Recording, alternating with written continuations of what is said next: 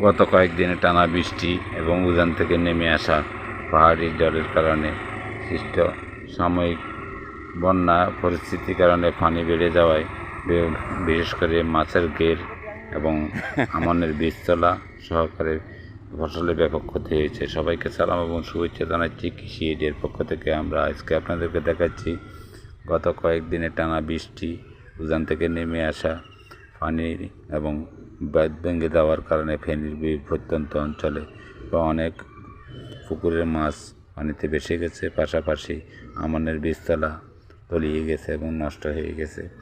পাশাপাশি আমন আবাদে যথেষ্ট পরিমাণ ক্ষয়ক্ষতি হয়েছে এবং ফসলের রাস্তাঘাটও অনেক ভেঙে গেছে এবং অনেক বাঁধ ভেঙে গেছে। তাই ফসলের ক্ষতির পাশাপাশি কৃষক ব্যাপকভাবে ক্ষতিগ্রস্ত হয়েছে। এই বেড়িবাঁধগুলো যদি সঠিকভাবে রক্ষণাবেক্ষণ করা না হয় তাহলে প্রতি বছরেই এভাবে ক্ষয়ক্ষতি হবে। গত এক মাস পূর্বে একবার বন্যার আক্রান্ত হয়েছিল ফেনীবাসীর, পাশাপাশি এক মাসের ভিতরে দ্বিতীয়বার আবার বন্যা আক্রান্ত হয়েছে এবং অনেক লক্ষ লক্ষ টাকার মাছের ঘের পানিতে তলিয়ে গেছে এবং তলিয়ে গেছে আমনের বীজতলা ও আমন ফসল। তাই সঠিক পরিকল্পনা এবং যথাযথ বাঁধ নির্মাণ, পানি অপসারণ ব্যবস্থা, পানি নিষ্কাশন ব্যবস্থা সঠিক না থাকার কারণে সঠিকভাবে খাল খনন না হওয়ার কারণে এই সমস্যাগুলো দেখা দিচ্ছে। তাই এর সমাধান হলো যে পরিকল্পিতভাবে বাঁধ নির্মাণ, অপরিকল্পিত বাড়িঘর নির্মাণ থেকে বন্ধ করা এবং পানি নিষ্কাশন ব্যবস্থা কোনো রকমের বাধাগ্রস্ত না করা।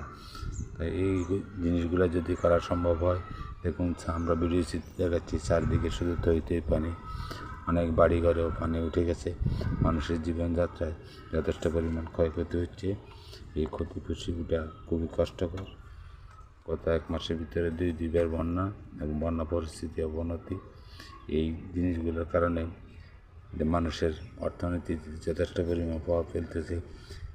যদি প্রশাসনের সুদৃষ্টি কামনা করতেছি, যথাযথ পরিকল্পনা মাফিক বাঁধ নির্মাণ করে পানি অপসারণ ব্যবস্থা সঠিকভাবে রাখতে পারলে এবং সঠিক ব্যবস্থাপনার মাধ্যমে এই বন্যা নিয়ন্ত্রণ করা সম্ভব এবং উজানের পানি যাতে আমাদের দেশে সঠিকভাবে না ঢুকতে পারে সেদিকে খেয়াল রাখতে হবে।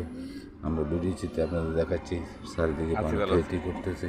এই পানি নামার পরে আমাদের ফসলের যথেষ্ট পরিমাণ ক্ষয়ক্ষতি হবে এবং এই ক্ষতি পুষিয়ে ওঠা কৃষকের জন্য অনেকটা কষ্টসাধ্য হয়ে যাবে। এই কষ্টসাধ্য কাজটিও কৃষক করবে। আমাদের দেশে কৃষক অনেক পরিশ্রমী, তারপরও এবং বিশেষ করে গরু ছাগলেরও খাদ্যের যথেষ্ট পরিমাণ অভাব দেখা দিচ্ছে। যদি ভিডিওটি ভালো লেগে থাকে লাইক কমেন্টস ফলো দিবেন, শেয়ার দিয়ে টাইমলাইনে রেখে দেবেন। ধন্যবাদ সবাইকে।